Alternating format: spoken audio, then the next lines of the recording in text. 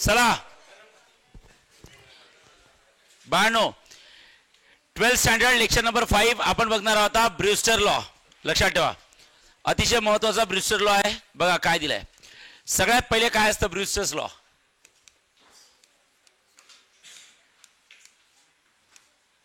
Brewster law बघण्या पहिले Brewster angle काय असतं? ब्रूस्टर अँगलला ऑर मध्ये म्हणतात पोलरायझिंग अँगल.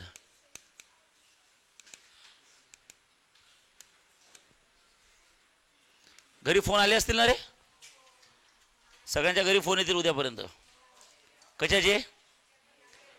परवापासून प्रिलिम सुरू आहे, अब्सेंट राहायला. हां, लक्षात ठेवा. आई वडिलांना नाही माहीत पाहिजे. हां, लक्ष द्या. आता ब्रूस्टर अँगल म्हणजे काय असतं बाळांनो? थीटा बी. ओके, तेव्हा त्याला पोलरायझिंग अँगल सुद्धा म्हणतो आपण. ठीक आहे. आता यात काय करायचं इकडे लक्ष द्या. ओके, ब्रूस्टर नावाचा सायंटिस्ट सुद्धा तो काय म्हणतो? समजा X Y with a plane transparent surface. हा असा सरफेस आहे ट्रान्सपरंट सरफेस, की ज्या सरफेसला तुम्ही काय केलं बाळांनो? एक नॉर्मल ड्रॉ केली इथे. ओके, समजा ही नॉर्मल आहे. समजा S with the source of light. याच्यापासून एक ऑर्डिनरी सोर्स आहे. S with the ordinary source. लक्षात ठेवा, एस म्हणजे आहे ordinary source.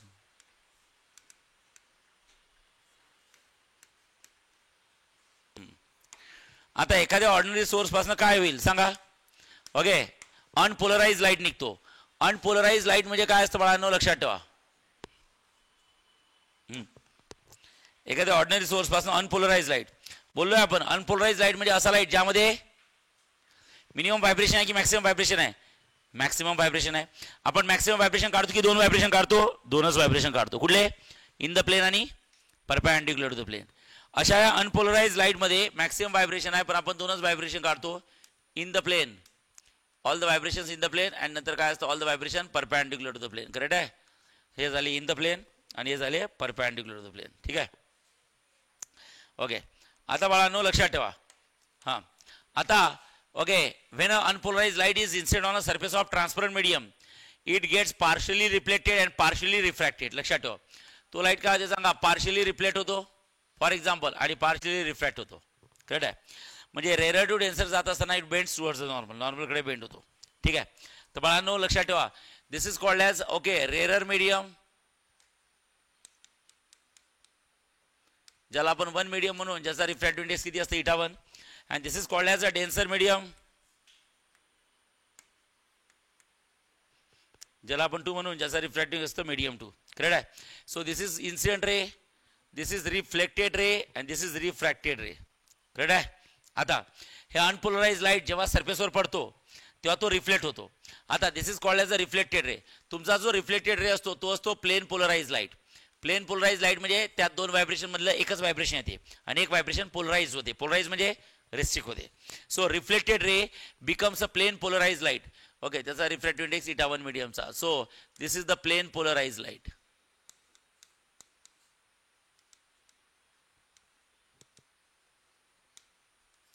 and this is the reflected ray.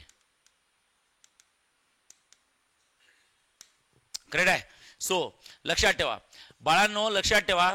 Okay, angle of incidence म्हणजे लाईट पडताना अशा अँगल ऑफ इन्सिडन्सनी लाईट पडला, थीटा बी म्हणजे ब्रूस्टर अँगल म्हणतो आपण, अँगल ऑफ इन्सिडन्स किंवा त्याला पोलरायझिंग अँगल, की जेणेकरून तुमचा रिफ्लेक्टेड रे काय असतील? श्रावणी दातने काढायच्या. लाईट पडताना अनपोलराइज लाईट सरफेसवर पडताना अशा अँगल ऑफ इन्सिडन्सनी पडला, ज्याला आपण ब्रूस्टर अँगल म्हणतो, की ज्या अँगलमुळे तुमचा रिफ्लेक्टेड रे काय असला पाहिजे माहिती आहे का? Plane polarise light. कुठला लाईट असला पाहिजे? Plane polarise light. जर का तुम्ही तो अँगल ऑफ इन्सिडन्स चेंज केला तर हा लाईट प्लेन पोलराइज लाईट भेटणार नाही. म्हणजे इन्सिडेंट रेमध्ये खूप सारे व्हायब्रेशन आहे, पण रिफ्लेक्टेड रेमध्ये फक्त एकच व्हायब्रेशन आहे. बघा कुठलं? Perpendicular to the plane. आणि इन द प्लेनवाला काय झालं सांगा? डिस्ट्रिक्ट झालं, म्हणजे हे झालं, पोलराइज झालं. करेक्ट आहे. आणि हा रिफ्रॅक्टेड रे असतो. तर रिफ्रॅक्टेड रे काय असतो? तर रिफ्रॅक्टेड रे हा पार्शियली पोलराइज असतो. काय सांगा? Partially polarise.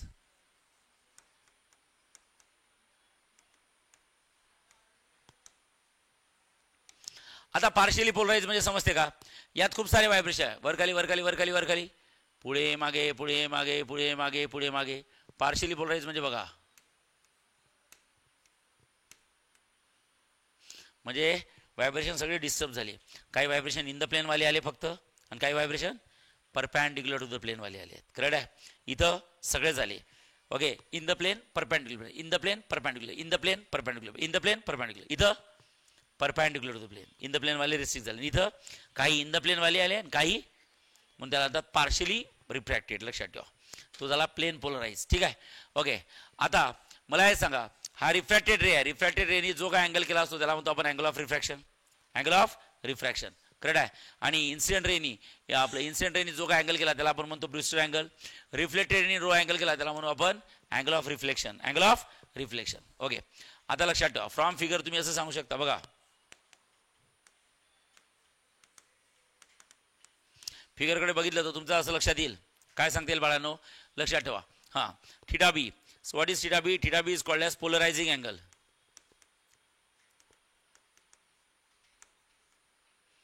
त्या पोलरायझिंग अँगललाच म्हणतो ऑर मध्ये आपण ब्रूस्टर अँगल. लक्षात ठेवा.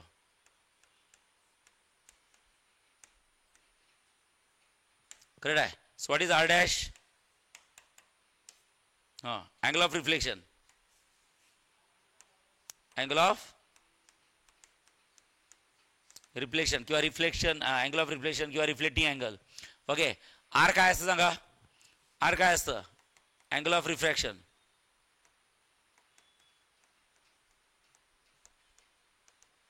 करेक्ट आहे. Okay, so what is polarising angle? तुम्हाला जर का डिफाईन करायला लावलं पोलरायझिंग अँगलची डेफिनेशन लिहा. So what is the definition of polarising angle?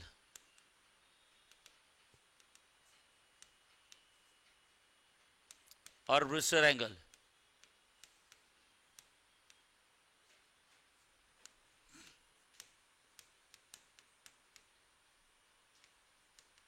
What is the definition of polarising or Brewster angle? Polarising angle किंवा ब्रूस्टर अँगलची डेफिनेशन काय लिहाल बाळांनो? The angle of incidence. बघा, इथे लिहू शकता, when an unpolarised light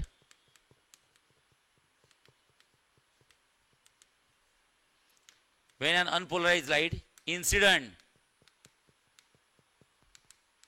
on a surface of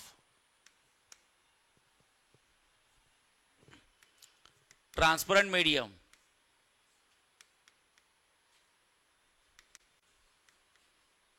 correct hai? When an unpolarized light, the light which have a maximum number of vibration, when an unpolarized light is incident on a surface of transparent medium, when an unpolarized light is incident on a surface of transparent medium, लक्षात ठेवा, the reflected ray becomes, सगळा reflected ray काय झाले बोला? कुठले झाले? Partially reflected, partially polarise की plane polarise? Plane polarise. The reflected ray becomes completely plane polarise किंवा plane polarise.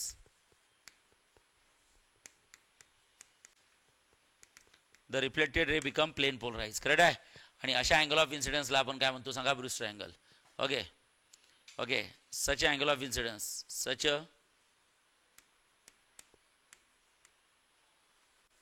angle of incidence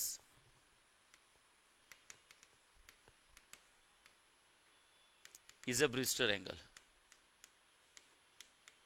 त्याला आपण काय म्हणतो सांगा? Brewster angle. चला, आता ब्रूस्टर लॉ काय असतं बाळांनो? What is Brewster law? So what is a Brewster law? Brewster law मध्ये सरळ सांगू शकता तुम्ही. What is the statement of Brewster law? आता हे स्टेटमेंट मी नंतर लिहून देतो तुम्हाला, पहिले प्रूफ करू आपण ब्रूस्टर लॉ काय असतो. ओके, आता तुम्ही डायग्राम मध्ये सांगा, मला हे सांगा. ओके, आर डॅश कोण आहे? Angle of reflection. आर कोण आहे? Angle of refraction. मी तुम्हाला सांगितलं होतं इथं सायमल्टेनियस रिफ्लेक्शन आणि रिफ्रॅक्शन झालं असतं. जेव्हा सायमल्टेनियस रिफ्लेक्शन आणि रिफ्रॅक्शन होतं तर रिफ्लेक्टेड रे आणि रिफ्रॅक्टेड रे या दोघांमधला अँगल किती असतो सांगा? 90 डिग्री. आणि हा इथून कंप्लीट अँगल किती आहे सांगा? 180 डिग्री. किती आहे? 180. सो 180.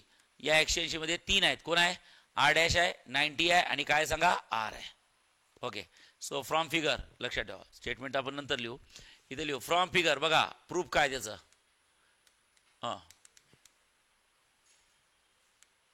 फ्रॉम फिगर, फिगरकडे बघितलं तर असं लक्षात येईल. Okay, R dash plus 90 plus R is equals to असतं 180. करेक्ट आहे? R dash plus 90 plus R, हे बघा. Okay, R dash plus 90 plus R is equals to किती असतं? 180. करेक्ट आहे? आता बाळांनो मला हे सांगा, इथं जर का बघितलं तर R dash plus R is equals to किती असतं 180 मायनस किती असतं 90. So R dash plus R is equals to किती असतं 90. सो गाईज आरची व्हॅल्यू किती असतं सांगा 90 minus R dash.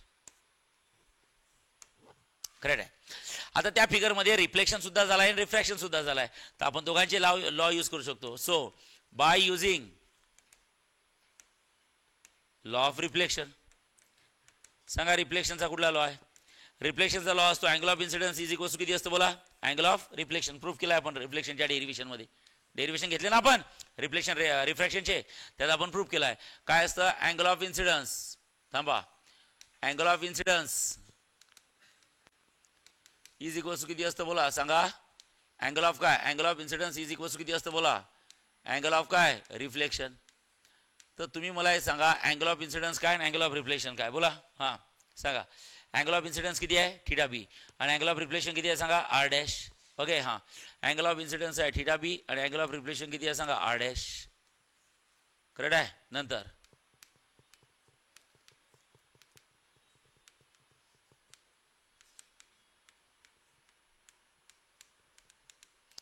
Bye using a law of refraction, सांगा रिफ्रॅक्शनचा लॉ काय? Snell's law. Okay, refractive index of second medium with respect to first medium काय असते सांगा? सेकंड मीडियम मध्ये जिसमें लाइट जा रही है, फर्स्ट मीडियम जिससे लाइट आ रही है, सांगा काय असतं बाळांनो? हां, refractive index of second medium with respect to first medium is equals to किती असतं? Sine of incidence divide by sine of angle of काय असतं? रिफ्रॅक्शन. करेक्ट आहे की नाही? Is equals to sine of, या डायग्राम मध्ये अँगल ऑफ इन्सिडन्स कोण आहे सांगा? थीटा बी आहे. अरे ओके नाही? आणि okay sine of angle of refraction किती आहे बाळांनो? आर आहे. So you simply can say sine of theta B divided by काय असतं? Sine of R.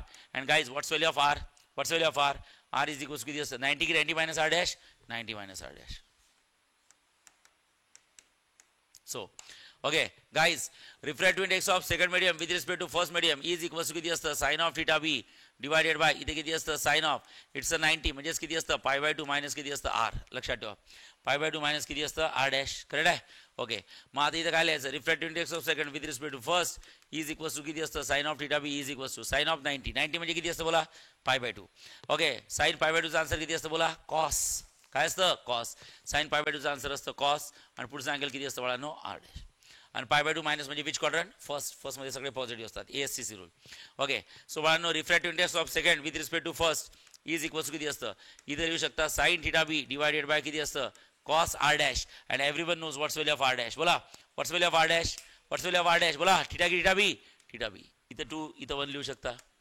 ओके, तुम्ही इथे व्हॅल्यू टाकली इथे लिहू शकता फ्रॉम 1 आणि r dash व्हॅल्यू थीटा बी टाकू शकता. r dash व्हॅल्यू ठेवू शकता थीटा बी. इथं काय लिहू शकता सांगा? फ्रॉम 2. मग आता मला हे सांगा refractive index of second with respect to first sine theta B upon cos theta B म्हणजे किती असतं? Tan theta B. Tan theta B. खतम. This is the Brewster law. Correct आहे? काय ब्रूस्टर लॉ सांगा? ओके, टॅन थीटा बी लक्षात ठेवा. Tan theta B is equals to refractive index. खतम. Refractive index of second medium with respect to किती? First medium. म्हणजे लक्षात ठेवा टॅन टॅन टॅन म्हणजे असतं tangent. Tangent of theta B. Theta B म्हणजे पोलरायझिंग अँगल, त्यालाच काय म्हणतो आपण? Brewster angle. Tangent of polarising angle is the refractive index. लक्षात ठेवा. तर ब्रूस्टर लॉचं स्टेटमेंट आहे बाळांनो. लक्षात ठेवा दिस लॉ, बघा this law is stated as, this law is stated as काय स्टेट करतो? सो टँजंट काय बोलताय मी सांगा? Tangent of a Brewster angle. Tangent of Brewster angle म्हणजे कोण सांगा? Theta B. Tangent of Brewster angle is uh, सांगा काय असतं? Tangent of theta B is equals to refractive index. Tangent of Brewster angle is a refractive index. इथे लिहू शकता refractive. काय बोलताय मी बघा? Refractive index. Refractive index of one medium. ते actually second medium with respect to काय असतं? First medium. पण लॉ मध्ये कधी सेकंड आणि फर्स्टचा उल्लेख नाही करायचा. Refractive index of one medium, बघा refractive index of one medium with respect to काय लिहायचं सांगा? Another medium. काय? Another medium. Refractive index of one medium with respect to another medium. Refractive index of one medium with respect to काय? Another medium. That's it, finish. Correct? Yes. So this is the Brewster law. तर तुम्हाला इथून लिहावं लागेल बरोबर. लक्षात ठेवा. तुम्हाला नोट्स कळा आपल्या. चला सगळ्यांनी नोट्स कळा.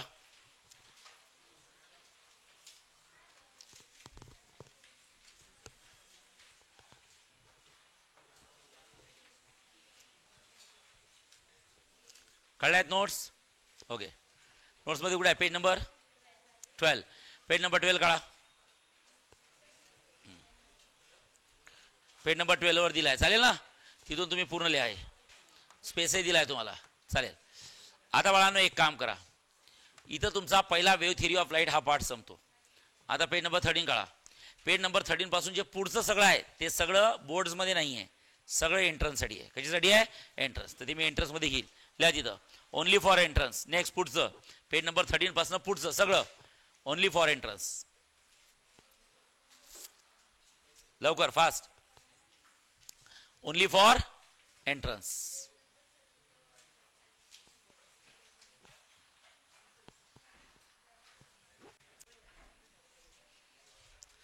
झालाय?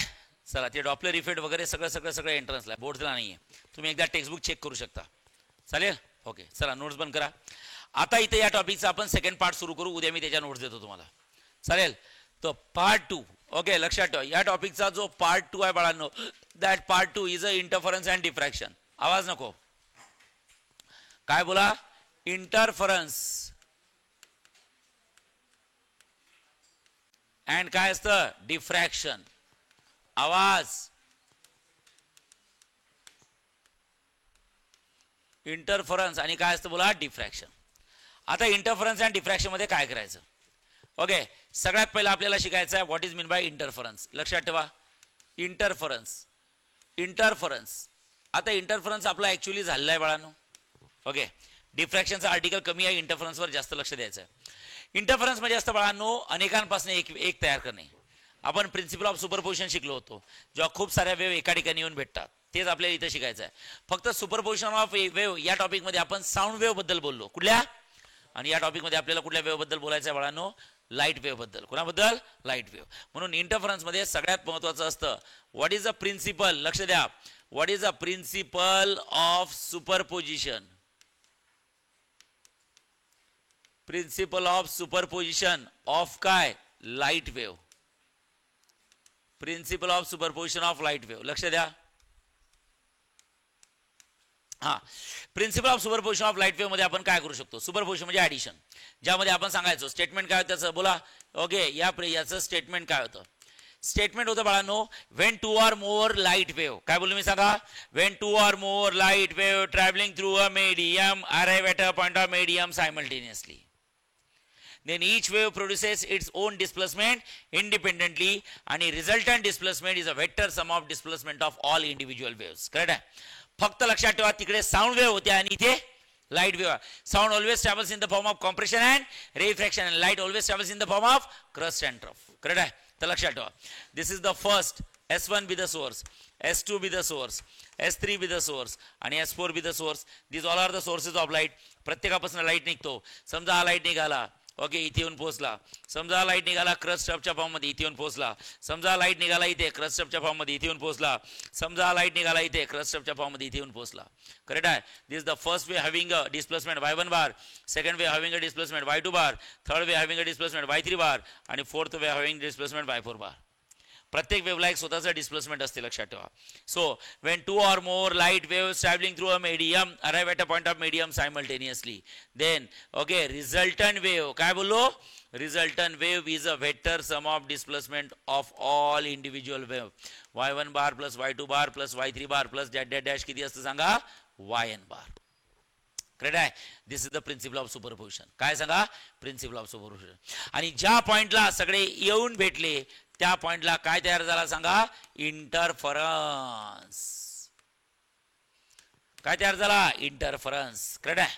आता बाळांनो मला हे सांगा, हा लाईट आहे, हा लाईट आहे, हा लाईट आहे, हा लाईट आहे. प्रत्येक लाईटला काय असते? इंटेन्सिटी. आणि प्रत्येक लाईट मध्ये काय असते सांगा? एनर्जी. करेक्ट आहे? मग याला एक तीव्रता आहे. लाईटची तीव्रता म्हणजे समजते ना?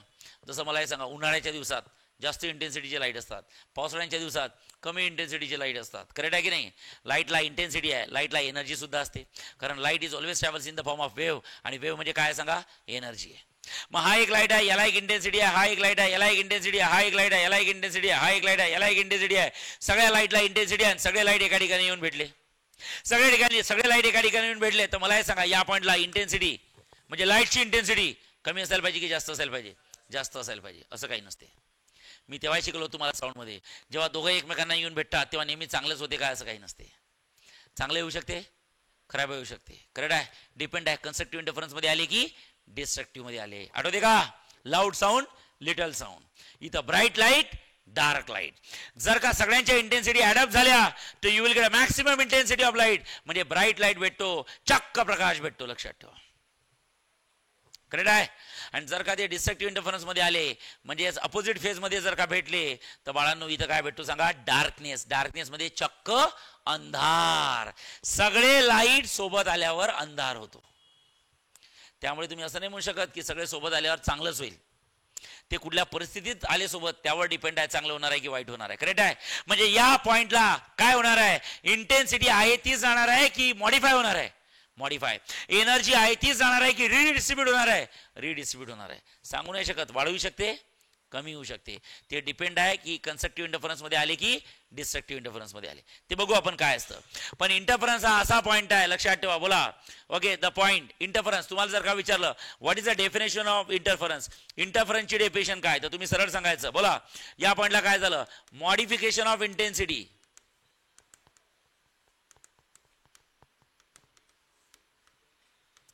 Modification of intensity of light. लाईटची इंटेन्सिटी मॉडिफाय झाली म्हणजे याची इंटेन्सिटी आहे, याची इंटेन्सिटी आहे, याची इंटेन्सिटी आहे, याची इंटेन्सिटी, सगळ्याच्या इंटेन्सिटी एका ठिकाणी आल्या तर काय झाली? मॉडिफाय झाली. मे बी वाढली किंवा कमी झाली, सांगू नाही शकत. मॉडिफिकेशन झाली. कुणाचीच इंटेन्सिटी कॉन्स्टंट राहील नाही, चेंज झाली. किंवा त्यालाच म्हणू शकतो रिडिस्ट्रीब्युशन, डिस्ट्रीब्युशन ऑफ एनर्जी. म्हणजे एनर्जी काय झाली? रिडिस्ट्रीब्यूट झाली.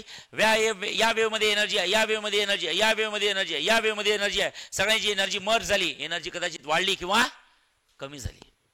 करेक्ट आहे. म्हणजे एनर्जी सुद्धा रिडिस्ट्रीब्यूट झाली. मॉडिफिकेशन ऑफ इंटेन्सिटी और रिडिस्ट्रीब्युशन ऑफ एनर्जी. असं का झालं? तर बाळांनो due to principle of superposition.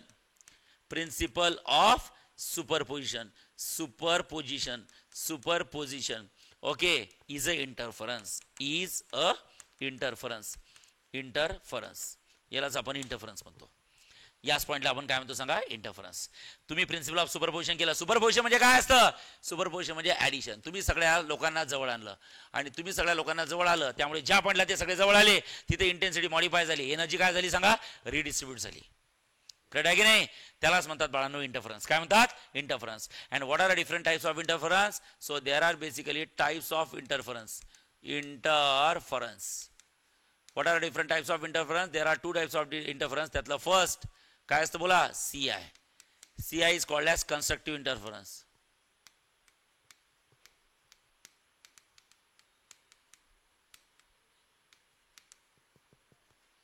CI is called as constructive interference. आणि दुसरं काय असतं बाळांनो? DI. So what is DI? DI is called as काय? Destructive interference.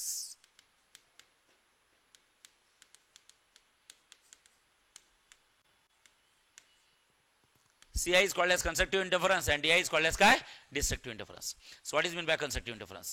Constructive interference म्हणजे काय असतं? What is the definition of constructive interference? साधी गोष्ट आहे. सगळेजण सोबत आले पण कुठल्या परिस्थितीत सोबत आले सांगा? कुठल्या परिस्थितीत सोबत आले? In face. ओके. पण आता खूप सारे नाही घेऊ, आपण दोनच घेऊ. कमीत कमी दोघांचा इंटरफरन्स घेऊ. दोघं म्हणजे दोघं सोबत. कमीत कमी दोघं सोबत येऊ शकतात. एकटं कसं काय सोबत येणार आहे? कमीत कमी किती लागतील? दोन. करेक्ट आहे. समजा बाळांनो मला हे सांगा, इकडनं एक वेव्ह आली, इकडनं एक वेव्ह आली, दोघी जणी इथं भेटल्या. करेक्ट आहे. रिझल्टंट वेव्ह तयार झाली. म्हणजे समजा इकडनं Y1 बार आली, इकडनं Y2 बार आली, इकडलं Y1 बार आली आणि इकडलं कोण आलं सांगा? Y2 बार. रिझल्टंट वेव्ह काय तयार झाली? Y बार प्लस Y1. आधी तर काय लिहायचं? कन्स्ट्रक्टिव्ह इंटरफरन्स म्हणजे काय असतं बोला? वेन बोलताना तसं बोलायचं. When two or more light wave travelling through a medium arrive at a point of medium simultaneously in phase. In phase. In phase म्हणजे याचा अर्थ both have a same phase. Both have a same phase. आवाज नको आहे. दोघांचा phase किती आहे सांगा? सेम. सर फेज काय? तर फेज अँगल असतो बाळांनो. साधी गोष्ट आहे. Light always travels in the form of transverse wave. म्हणजे कोण आहेत? ऑसिलेशन आहे. आणि ऑसिलेशनचं इक्वेशन आपण शिकलो होतो. Y इक्वल्स किती असतं बोला? A sin omega T. Omega T म्हणजे हा अँगल आहे ना. ओमेगा टी कोण आहे? अँगल. त्याला आपण मॅथ्स मध्ये अँगल म्हणतो आणि फिजिक्स मध्ये फेज म्हणतो. मग मला हे सांगा, हिचा फेज आणि हिचा फेज म्हणजे हिचा अँगल आणि हिचा अँगल दोघांचा अँगल काय? सेम आहे. म्हणजे याचा अर्थ फेज डिफरन्स किती झाला सांगा? बोला. फेज डिफरन्स किती झाला? 0. दोघींचा फेज सेम आहे, त्यामुळे दोघांच्या अँगल मधला डिफरन्स किती झाला? 0. जेव्हा फेज डिफरन्स 0 असतो म्हणजे याचा अर्थ ते सेम फेज मध्ये आहे, म्हणजे याचा अर्थ ते इन फेज मध्ये आहे. इन फेज मध्ये आहे म्हणून आढळून डिटेल मध्ये कसे भेटले सांगा? इन फेज मध्ये काय असतं माहिती आहे का? हे दोघी एकमेकांवर येऊन आदळल्या. कशा आदळल्या? The crust of one wave is coincide with crust of other and trough of one wave is coincide with trough of other. साधी गोष्ट आहे. ही कुठली वेव आहे? ट्रान्सवर्स. हिला काय क्रस्ट आणि ट्रफ. खालची कुठली आहे? ट्रान्सवर्स. हिला काय क्रस्ट आणि ट्रफ. तर जेव्हा दोघी एकमेकांना येऊन आदळला, हिचा क्रस्ट त्याच्या क्रस्टवर जाऊन आदळला किंवा हिचा ट्रफ त्याच्या ट्रफवर जाऊन आदळला. Crust of one wave is coincide with crest of other and trough of one wave is coincide with trough of other. लक्षात ठेवा. याचा अर्थ ते इन फेज मध्ये भेटले. कशात भेटले? In phase. म्हणजे एकाचा क्रस्ट दुसऱ्याच्या क्रस्टवर किंवा याचा ट्रफ त्याच्या ट्रफवर जाऊन आदळला म्हणजे ते इनफेज मध्ये भेटले. करेक्ट आहे. आणि जेव्हा अशी इनफेज मध्ये भेटतात तेव्हा इथं अँप्लिट्यूड काय असते सांगा? करे साऊंड आहे की लाईट आहे? लाईट. लाईटची अँप्लिट्यूड मॅक्सिमम असते. ठीक आहे. अँप्लिट्यूड इज मॅक्सिमम आणि intensity is also maximum and you will get a bright point. काय भेटू सांगा? Bright point. म्हणजे दोघं जण एकमेकांना भेटून फायदा झाला. दोघांचं फ्युचर ब्राईट झालं. दोघांचं फ्युचर ब्राईट झालं. लक्षात ठेवा. आयुष्यात अंधार होता, प्रकाश दिसला. करेक्ट आहे. भामट्याला कोणी ओळखत नव्हतं, पण लग्न झाल्यापासून बायको एवढी चांगली भेटली कोणतरी समाजात विचारायला लागले. ब्राईटनेस. अंधारातलं आयुष्य आता प्रकाशित झालं. ब्राईटनेस आला. चांगलं झालं भेटून. Constructive interference. पण काही लोकांचा एक्सपिरियन्स वेगळा असतो. ओके. डिस्ट्रक्टिव्ह इंटरफरन्स काय असतं? तर बाळांनो, Wien to or more light waves travelling through a medium arrive at a point of medium simultaneously. हा कोण झाला? y1 बार. हा कोण झाला? y2 बार. हा कोण झाला? y bar. y bar is equal to किती असतं? y1 bar plus of minus y2 bar. सांगा इन फेज मध्ये भेटले की आउट ऑफ फेज मध्ये भेटले? Out of phase. नको भेटायला होते, भेटलेत. भेटायला नको कारण की त्यांचे विचारच वेगवेगळे आहेत दोघांचे. समजलाय की नाही? विचारच. त्यांनी पत्रिका पाहिल्याच नाही गुण जुळतात की नाही आपले. ओके. फक्त मला आवडते आम्ही करणार आहे लग्न, आम्ही करणार कराले मरा. ओके. लक्षात ठेवा. हा. ओके. म्हणजे कसे भेटले सांगा? Out of phase. Out of phase म्हणजे समजतं का? Opposite in phase. दोघांचे फेज काय? अपोजिट आहे. लक्षात ठेवा. So opposite in phase. Opposite in phase. Correct आहे. आणि जर फेज अपोजिट आहे म्हणजे याचा अर्थ ज्या क्षणाला ते दोघं एकमेकांना येऊन भेटले त्या क्षणाला कुठल्या परिस्थितीत भेटले? Crest of one wave is coincide with trough of other or trough of one wave is coincide with crest of other. म्हणजे ज्या क्षणाला ते एकमेकांना येऊन आदळले तेव्हा हिचा क्रस्ट त्याच्या ट्रफवर जाऊन आदळला किंवा याचा ट्रफ तिच्या क्रिसवर जाऊन आदळला. ठीक आहे. म्हणजे याचा अर्थ आउट ऑफ फेज मध्ये भेटले. वाईट झालं. काय झालं? वाईट झालं. नंतर आयुष्यात अंधारच अंधार आहे. ठीक आहे. लक्षात ठेवा. तर याला काय म्हणतात बाळांनो? अँप्लिट्यूड इज काय? मिनिमम. इंटेन्सिटी इज काय? मिनिमम. आणि त्याला ब्राईट पॉइंट की डार्क पॉइंट? Dark point. चक्क अंधार. लक्षात ठेवा. This is a dark point. Are you getting? Yes. म्हणून नेहमी दोघ जण सोबत भेटले की चांगलंच होते असं काही नाही आहे. या परिस्थितीत हा काय विचार करतो मग? साला लग्नाच्या आधी काय आयुष्य होतं माया, काय राजासारखा जगायचो. लग्न झाल्यावर तर आपल्याला भिकारीच बनवली ना घरात.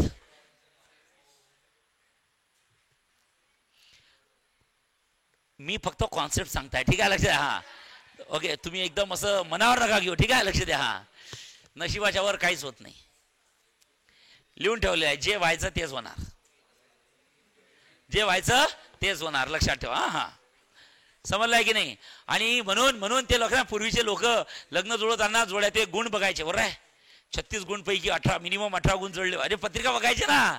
आजकाल आपली जी पिढी असते नवीन पिढी हे गुण बिन काही बघत नाही. अजून कुठं असतं का? मग अंधारच अंधार आहे. शिव शिव शिव. हा. गंमत करताय. समजताय? सो बाळांनो, are you getting? Constructive interference and destructive interference. Yes. Okay. आता महत्वाचा हा प्रश्न आहे बाळांनो. लक्ष द्या. आता खूप महत्वाचा आहे. पुढच्या 2 लेक्चरसाठी हे खूप महत्वाचं आहे आजचं लेक्चर. अशा कुठल्या कंडिशन्स आहे की त्या कंडिशन्सला तुम्ही फॉलो केलं की कन्स्ट्रक्टिव्ह इंटरफरन्स होतं आणि अशा कुठल्या कंडिशन्स आहे त्या कंडिशन्सला तुम्ही फॉलो केलं तर डिस्ट्रक्टिव्ह इंटरफरन्स होतं. What are conditions for constructive interference and what are conditions for destructive interference. तर लक्षात ठेवा. आता अतिशय महत्वाचा आर्टिकल बघायचा आहे बाळांनो. कंडिशन्स फॉर CI अँड काय असतं बोला? DI. Conditions for CI and DI. Constructive and destructive इंटरफरन्सच्या कंडिशन्स काय? त्यासाठी सायंटिस्टने एक्सपेरिमेंट केला. ओके, काय एक्सपेरिमेंट केला लक्ष द्या. सगळ्यात पहिले काय घेतलं माहितीये का त्यांनी, दोन सोर्स ऑफ लाईट घेतले. लक्ष द्या, let S1 and S2 be the two sources of light. लक्षात ठेवा, S1 S2 दोन सोर्सेस घेतले, त्या दोन सोर्सेस मधलं काहीतरी डिस्टन्स आहे. नंतर इथे एक स्क्रीन ड्रॉ केली. काय ड्रॉ केली सांगा? स्क्रीन. ओके, मग हे S1 S2 मधलं जे डिस्टन्स आहे मे बी असेल 5 किलोमीटर 10 किलोमीटर, त्याचा एक परपेंडिक्युलर बायसेक्टर ड्रॉ केला. काय ड्रॉ केला? Perpendicular bisector. कसा काय ड्रॉ करायचा परपेंडिक्युलर बायसेक्टर? सर राऊंडर घ्यायचा, त्याचं एक लोखंडी टोक असते, एक पेन्सिलचं टोक असते, बरोबर आहे. मग आता लोखंडी टोक इथे घ्यायचं, निम्म्यापेक्षा जास्त अंतर, चॉक मारायचा, चॉक मारायचा. लोखंडी टोक निम्म्यापेक्षा जास्त, chalk chalk chalk chalk, perpendicular bisector. Correct आहे, लक्षात ठेवा, करेक्ट आहे. हां, परपेंडिक्युलर बायसेक्टर. परपेंडिक्युलर बायसेक्टर म्हणजे काय तर बाळांनो, ऑब्विसली परपेंडिक्युलर आहे. S1 S2 चा परपेंडिक्युलर बायसेक्टर आहे, म्हणजे S1 S2 ला दोन इक्वल पार्ट मध्ये डिवाइड करते, बरोबर आहे. करेक्ट आहे. ओके, आणि S1 S2 ला ती लाईन परपेंडिक्युलर सुद्धा असते, त्यामुळे या लाईनला परपेंडिक्युलर बायसेक्टर म्हणतो. म्हणजे ओबी ही कोण झाली सांगा? Perpendicular bisector. Say yes? Yes. तर बाळांनो लक्षात ठेवा काय केलं. सो आवाज नको आहे, इकडे लक्ष द्यायचं. लेट, आवाज नको आहे, लक्ष द्या. Let you can say S1 and S2. S1 and S2 are two point source of light. लक्षात ठेवा, point sources.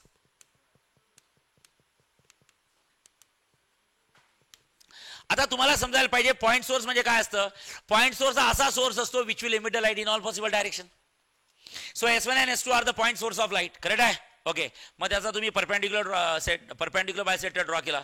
So you can say draw perpendicular bisector of S1 and S2. या S1 S2 चा perpendicular bisector draw केला. या S1 S2 चा जो perpendicular bisector आहे तो कोण आहे सांगा? O आहे की OB आहे? OB. Draw perpendicular bisector, that is OB. Correct आहे. मग मला हे सांगा, परपेंडिक्युलर बायसेक्टर वरचा हा पॉइंट कुठला? B. हा S1 आणि S2 पासून सारख्या अंतरावर असेल, कारण की एक थेरमच आहे परपेंडिक्युलर बायसेक्टरचा जिओमेट्रीमध्ये, की परपेंडिक्युलर बायसेक्टर वरचा कुठलाही पॉइंट हा त्या दोन्ही सोर्सेस म्हणजे त्या दोन्ही एंड पासून काय असतो बाळांनो? सेम डिस्टन्सवर असतो. काय असतो? सेम डिस्टन्सवर असतो. म्हणजे इथून निघालेला लाईट जे डिस्टन्स ट्रॅव्हल करेल आणि इथून निघालेला लाईट जे डिस्टन्स ट्रॅव्हल करेल ते दोन्ही डिस्टन्स काय होतील सांगा? सेम असणार आहे, कारण की दोघांचा पाथ काय सांगा? सेम आहे. कारण परपेंडिक्युलर बायसेक्टरवरचा पॉइंट ज्या दोघांचा परपेंडिक्युलर बायसेक्टर आहे त्याच्यापासून सारख्या अंतरावर असतो, तो थेरम आहे. सो बाळांनो तुम्ही इथं सरळ लिहू शकता. काय तर बाळांनो लक्षात ठेवा, पॉइंट बी बद्दल जर बोलायचं झालं तर पॉइंट बी कोण आहे? So guys you simply can say point B is on perpendicular bisector. Perpendicular bisector, bisector of काय? कुणाचा परपेंडिक्युलर बायसेक्टर आहे? S1 S2. S1 S2 च्या परपेंडिक्युलर बायसेक्टरवरचा आहे, किंवा डिस्टन्स S1 S2. ओके, किंवा डिस्टन्स किंवा लाईन S1 S2 म्हणू शकतो. लाईन S1 S2 चा काय? परपेंडिक्युलर बायसेक्टर आहे, आणि परपेंडिक्युलर बायसेक्टरवरचा पॉइंट इक्वल डिस्टन्सवर असतो, त्यामुळे तुम्ही लिहू शकता hence you can say path S1 A, path S1 B and किंवा path S1 B is equal to किती असेल बोला? Path S2 B. करेक्ट आहे. S1 B पाथ आणि S2 B पाथ काय झाले सांगा? सेम झाले, आणि दोघांचे पाथ सेम झाले तर पाथ डिफरन्स किती झाला बोला? पाथ डिफरन्स किती झाला बोला? Path difference is equal to किती असतं? S1 B मायनस किती असतं? S2 B. पण दोघांचे पाथ सेम आहे म्हणून पाथ डिफरन्स किती झाला सांगा? 0. म्हणजे याचा अर्थ बी पॉइंटला पाथ डिफरन्स किती आला सांगा? 0. आणि बी पॉइंटला जर का पाथ डिफरन्स 0 आला तर मग त्याच बी पॉइंटला फेज डिफरन्स किती निघेल? तर बाळांनो फेज डिफरन्स काय असतो? फेज डिफरन्स म्हणजे अँगल मधला डिफरन्स, त्याचा फॉर्म्युला असतो 2π/λ इंटू किती असतं बोला? Path difference. काय असतं बोला? Path difference. तुम्ही शिकल्यात कुठे सांगा? सुपरपोजिशन ऑफ वेव्हज मध्ये. What is phase difference? Phase difference is equal to 2π/λ into किती असतं बोला? Path difference. So phase difference λ is equal to किती असतं? 2π/λ इंटू किती असतं? Path difference. आणि पाथ डिफरन्स काय आला? 0. सो बाळांनो फेज डिफरन्स किती आला सांगा? 0. आणि आपण शिकलो आहे जेव्हा जेव्हा फेज डिफरन्स 0 येतो तेव्हा कुठला इंटरफरन्स वाकड होतो सांगा? Constructive interference. हे बघा, कन्स्ट्रक्टिव्ह इंटरफरन्स मध्ये फेज डिफरन्स 0.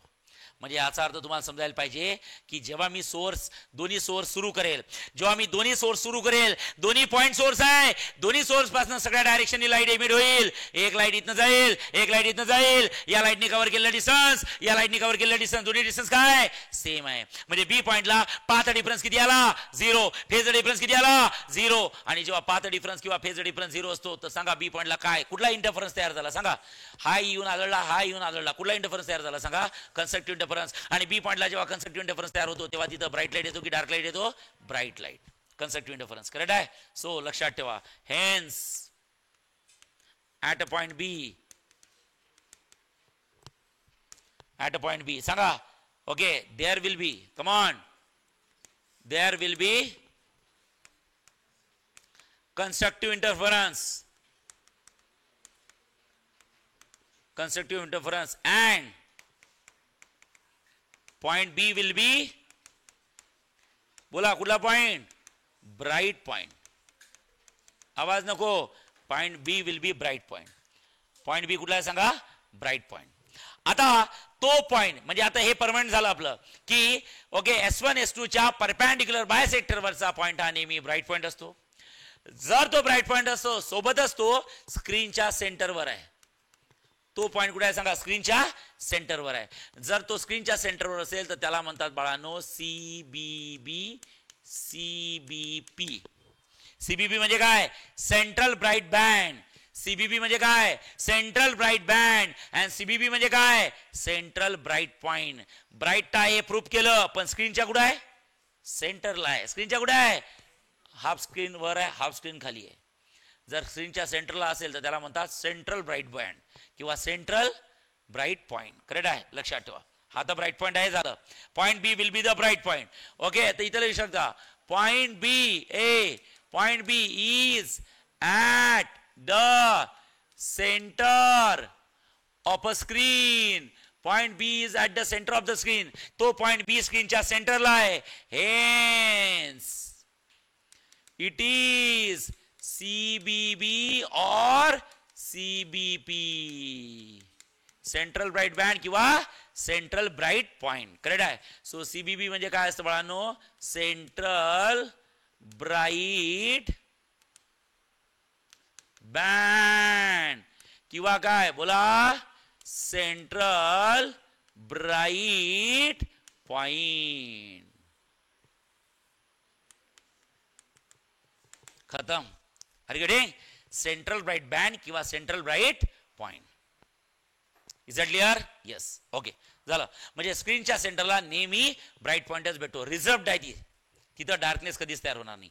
दोन गोष्टी आहे, एक तर S1 S2 च्या परपॅन्डिक्युलर बायसेक्टरवर पाहिजे, नाही तर स्क्रीनच्या म्हणजे ते पाहिजे आणि हे पाहिजे, स्क्रीनच्या सेंटरला पाहिजे.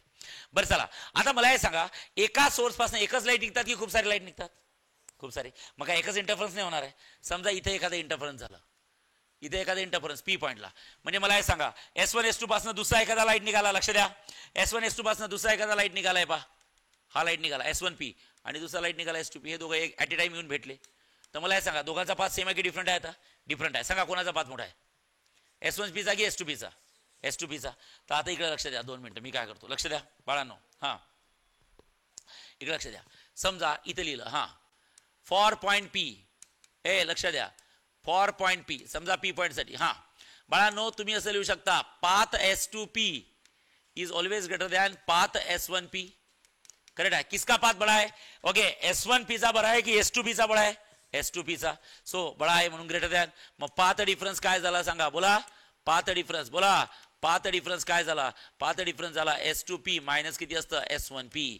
पहिले पाथ डिफरन्स काढावा लागतो आणि या पाथ डिफरन्स वर मग पाथ डिफरन्सच्या व्हॅल्यूवर डिसाइड होते की तो ब्राईट पॉइंट आहे की डार्क पॉइंट आहे. करेक्ट आहे? मग कसं, तर त्याच्या काय कंडिशन आहे तर बाळांनो लक्षात ठेवा, सगळ्यात महत्वाचं. आता कंडिशन फॉर CI म्हणजे कन्स्ट्रक्टिव्ह इंटरफरन्स. करेक्ट आहे?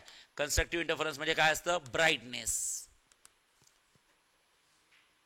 ओके, तर सायंटिस्ट लोक काय म्हणतात, काय कंडिशन आहे, जर का तुम्हाला त्या P पॉइंटला, हे बा बीचं तर फिक्स आहे, काही झालं तरी बीला काय तयार होईल, ब्राईट पॉइंट. पण P बद्दल सांगता येत नाही. P ला जर का तुम्हाला ब्राईट पॉइंट पाहिजे असेल तर तुमचा पाथ डिफरन्स काय असला पाहिजे, तर कंडिशन आहे, लक्ष द्या, your path difference should be काय असला पाहिजे, इंटिग्रल मल्टिपल ऑफ वेव्हलेंथ. काय असला पाहिजे, integral multiple of wavelength. N नी multiply N lambda, that is एनची व्हॅल्यू असली पाहिजे 0 1 2 3 इंटिजर. करेक्ट आहे? Integral multiple of wavelength. मग टाका बरं एनची व्हॅल्यू, एक्झाम्पल घेतो, बोला सांगा. एनची व्हॅल्यू 0 टाका, 0 into lambda 0, 1 into lambda lambda, 2 into lambda 2 lambda, 3 into lambda 3 lambda, so on. हा झाला पाथ डिफरन्स. करेक्ट आहे? मग जेव्हा जेव्हा त्या P पॉइंटला, जेव्हा जेव्हा या P पॉइंटला पाथ डिफरन्स किती येईल, 0 येईल. पाथ डिफरन्स 0 येऊ शकत नाही, कारण पाथ डिफरन्स 0 कुठे येत असतो, बी ला येत असतो. मग 0 सोडून लॅम्बडा येईल, 2 लॅम्बडा येईल, 3 लॅम्बडा येईल, 4 लॅम्बडा येईल. शुअर शॉर्ट टू पॉईंट कुठला राहील सांगा? Bright point. कुठला पॉईंट? Bright point. त्याला अजून मॉडिफाय केलं न्यूमेरिकल सॉल्व्ह करण्यासाठी.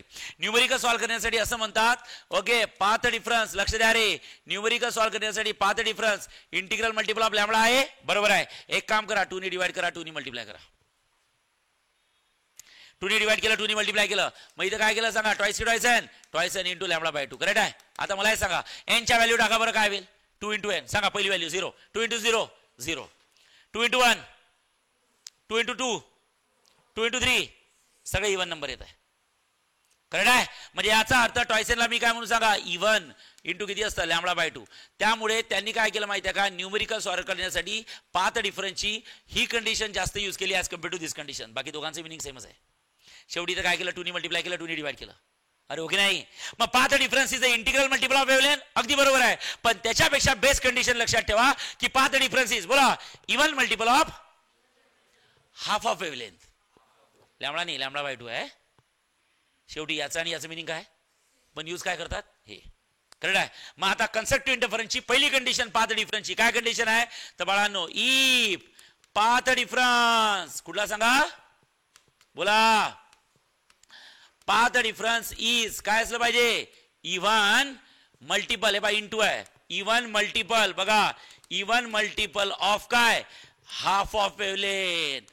Half of wavelength. half of wavelength. So if a path difference is even multiple of half of wavelength, then it will be a constructive interference. डोळे झाकून. शेवटी याचा आणि याचं मिनिंग काय? सेम. पण न्यूमेरिकल सॉल्व्ह करताना हे जास्त फिजिबल जाते. त्यामुळे आपण ही वेग कंडिशन यूज करणार.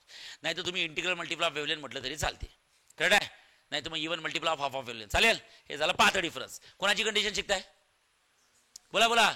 कन्स्ट्रक्टिव्हची. आता कन्स्ट्रक्टिव्हची दुसरी कंडिशन असते फेज डिफरन्स. प्रत्येकाच्या 2 कंडिशन असते, एक पाथ डिफरन्स आणि एक फेज डिफरन्स. तर फेज डिफरन्सची काय कंडिशन असते? बघा, कन्स्ट्रक्टिव्हसाठी फेज डिफरन्स लक्षात ठेवा. फेज डिफरन्स काय असतो? तर सांगायची गरज नाही, सगळ्यांना माहित आहे. 2 पाय बाय लॅम्बडा इंटू किती असतं? बोला, पाथ डिफरन्स. काय असतं? Path difference. करेक्ट आहे. मग सांगा, phase difference is equal to किती असतं? 2 pi by lambda into path difference किती असतं? Integral multiple of wavelength. Correct आहे. Lambda lambda cancel. So delta is equal to किती असतं? 2 pi into N. So delta is equal to किती असतं? Twice N into pi. खतम. Delta is equal to twice एनला आपण काय म्हणतो? आत्ताच बोलून चुकलाय. सांगा, इव्हन. ओके, इव्हन पाय. खतम. मग सांगा इव्हन पाय कुठल्या आहेत? बोला. सांगा इव्हन पाय. बोला. हा, वेअर एनची व्हॅल्यू त्याच टाकायच्या. कुठल्या? 0 1 2 3. बोला. हा सांगा, टाका एनची व्हॅल्यू 0. बोला. एक्झाम्पल डेल्टाची. बोला. 2 इंटू 0 0. 0 into pi 0. 1 टाका. 2 इंटू 1 2 किती असतं? 2 पाय. 2 टाका. 2 इंटू 2 4 किती असतं? 4 पाय. 3 टाका. 2 इंटू 3 6 6 पाय. नंतर किती असतं? 8 पाय. So on. Is that clear? All even पाय. कुठले पाय? बघा ना, 0 तर आहेच. नंतर 2 पाय. हा, 4 पाय. हा, 6 पाय. 8 पाय. 10 पाय. 12 पाय. 14 पाय. 16 पाय. 20 18 पाय. 20 पाय. 22 पाय. 24 पाय. 26 पाय. 30 पाय. 30 पाय. अरे हो की नाही? All are even pi. All are even pi. Correct आहे. तर लक्षात ठेवा, कन्स्ट्रक्टिव्ह इंटरफरन्स म्हणजे ब्राईटनेस. ब्राईटनेसची 2 कंडिशन, एक पाथ डिफरन्स आणि एक फेज डिफरन्स. पाथ डिफरन्स एक तर इंटिग्रल मल्टिपल ऑफ वेवलेंथ, नाहीतर even multiple of half of wavelength. आणि इव्हन साठी काय यूज केला? Twice n. आणि नंतर फेज डिफरन्स किती असतं? बोला, इव्हन पाय. काय? इव्हन पाय. आता लक्ष द्या, आता इथं काही जास्त डोकं लावायचं नाही, चेंज करायचं फक्त. हा, कंडिशन फॉर ए, जसं इथं लिहिलंय तुम्ही, हे बघा, कंडिशन फॉर सी आय. तसे लक्षात ठेवा, condition for D I. D I म्हणजे काय? Destructive interference. डिस्ट्रक्टिव्ह इंटरफरन्स म्हणजे काय? ब्राईटनेस की डार्कनेस? डार्कनेस. अंधार आहे, फ्युचर मध्ये अंधार आहे. तर डिस्ट्रक्टिव्ह इंटरफरन्सच्या कंडिशन काय? तर एक असते पाथ डिफरन्स. काय असतं? Path difference. आणि एक असतं फेज डिफरन्स. सांगा, ए ब्राईटनेस साठी पाथ डिफरन्स काय असतं? Even multiple of half of wavelength. तर डार्कनेस साठी पाथ डिफरन्स काय असतं? डायरेक्ट चेंज करा. बोला, odd multiple of half of wavelength. खतम. सर इव्हनला ट्वाइसन यूज केला, सर ऑडला काय करायचं? बोला, ट्वाइसन -1 यूज करायचं. फक्त असं म्हणतात, एनची व्हॅल्यू काय टाकायची? 1 2 3 4. सर एनची व्हॅल्यू इकडे 0 का बरं नाही टाकायची? एनची व्हॅल्यू 0 टाकणे म्हणजे तुम्ही स्क्रीनच्या गुडात सेंटरला, आणि स्क्रीनचा सेंटर बुक आहे कोणासाठी? कुठला? Bright point. मी कोणासाठी लिहित आहे? किती टोले घे भाऊ तू स्क्रीनच्या सेंटरला डार्क पॉइंट येऊच शकत नाही. त्यामुळे यांची व्हॅल्यू मी 0 टाकू शकत नाही. समजलाय की नाही? इकडे मी टाकू शकतो कारण की ब्राईटनेस आहे ना. ओके, कारण की स्क्रीनचा सेंटर म्हणजे ब्राईट पॉईंटच असतो, तिथं डार्क पॉईंट नसतो. त्यामुळे मी यांची व्हॅल्यू 0 टाकू शकणार नाही. N will be start from, बोला टाका यांची व्हॅल्यू 1. बघा बघा येतं का ऑड नंबर? टाका यांची व्हॅल्यू 1. हां, 2 × 1 2 - 1 1 ऑड आहे. 2 टाका, 2 × 2 4 - 1 ऑड आहे. 3 टाका, 3 × 2 6 - 1 5 ऑड आहे. Odd multiple of population. आणि नंतर फेज डिफरन्स काय असतं बोला? हां, phase difference is equal to, सांगा इवन पाय की ऑड पाय? ऑड पाय. इवन पाय की ऑड पाय? ऑड पाय. ऑड पाय म्हणजे किती असतं? टॉयस एन -1 पाय, टॉयस एन -1 पाय. आणि कुठले टॉयस एन -1 पाय? आणि सांगा यांची व्हॅल्यू काय टाकायची बोला? 1 2 3. सांगा का बरं 0 का बरं नाही टाकली यांची व्हॅल्यू? कारण जेव्हा यांची व्हॅल्यू 0 येते तेव्हा तुम्ही स्क्रीनच्या सेंटरला असता. स्क्रीनचा सेंटर कोणासाठी? बुक आहे, ब्राईट. आणि मी कंडिशन कोणाच्या लिहित आहे? हे सोडून बोल, सेंटर सोडून बोल. इथं डार्क येणारच नाही, तिथं कन्स्ट्रक्टिव्हच येणार. Are you getting? Are you getting? So these are conditions for constructive and काय डिस्ट्रक्टिव्ह. बरोबर का? ओके, चालेल. आता एक काम करा, तुम्ही नोट्स काढा. ओके, ए नोट्स मध्ये सगळ्यात पहिले पेज नंबर 12 वर तुम्हाला काय लिहायचं आहे बघा? काय लिहायचं आहे? ब्रुस्टर लॉ.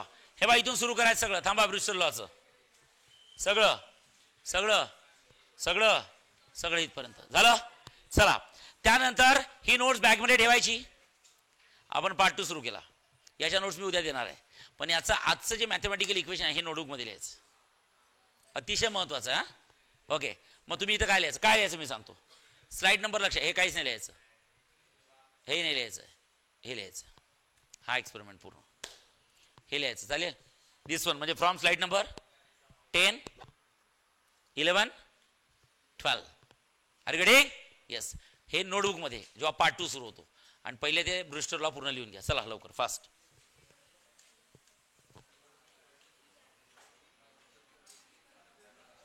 ओके.